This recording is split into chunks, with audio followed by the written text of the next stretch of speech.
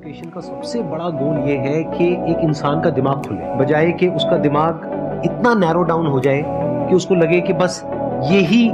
अगर हो गया तो सक्सेस है, ये नहीं हुआ तो फेलियर है। एजुकेशन का सबसे बड़ा गोल ये होना चाहिए, और वही मेरी कोशिश है अपने इन सेशंस के थ्रू करने की, कि एक इंसान का दिमाग खुल जाए, उसके दिमाग में एक पॉसिबिलिटी माइंडसेट आए, ना कि एक लिमिटेड माइंडसेट हो कि बस ये हो गया तो बहुत है। अब प्रॉब्लम क्या है, ये जो लिमिटेड माइंडसेट है ये बहुत लोगों का है, करोड़ों लोगों का है, तो वहां पे कंपटीशन भी बहुत है। पॉसिबिलिटी माइंडसेट जबकि देखा जाए तो ज्यादा इंटरेस्टिंग है, लेकिन बहुत कम लोगों का है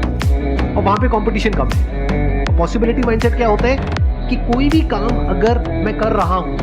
अगर वो नहीं हुआ तो इसका मतलब ये नहीं है कि मैं फेल हो गया, इसका मतलब ये है कि मैं क्रैक नहीं कर रहा।